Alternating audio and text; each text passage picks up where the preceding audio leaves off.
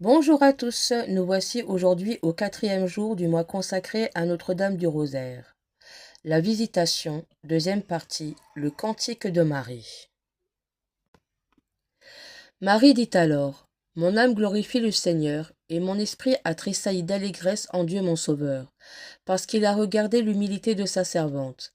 Et voilà que toutes les générations désormais m'appelleront bienheureuse, car celui qui est puissant a fait en moi de grandes choses, et son nom est saint, et sa miséricorde se répand d'âge en âge sur ceux qui le craignent. Il a signalé la force de son bras, il a dispersé les superbes qui s'énorgueillissent dans leur cœur. Se ressouvenant de sa miséricorde, il a relevé Israël, son serviteur. »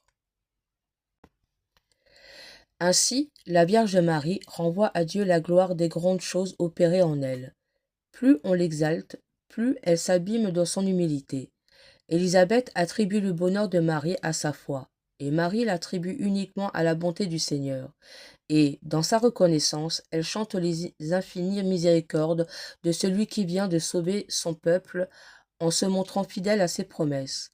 D'un regard prophétique, elle entrevoit tout l'honneur que lui rendront les siècles à venir, mais la révélation de sa grandeur ne fait que la rendre plus humble. Apprenons de Marie à renvoyer toute gloire à l'auteur de tout bien. Donnons un exemple.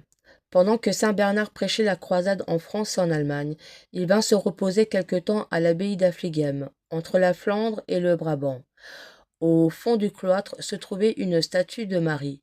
Bernard ne passait jamais sans la saluer avec respect, et un jour, qu'à genoux devant elle, il disait « Je vous salue Marie ». Il entendit la statue, devenir comme vivante, lui dire « Je te salue Bernard ». Aussitôt ne quitte-t-il qu'à regret cette abbaye. Il a laissé le pavillon de sa crosse, en reconnaissance de la ferveur qu'il y avait reçue. Saluons Marie, elle nous rendra le salut.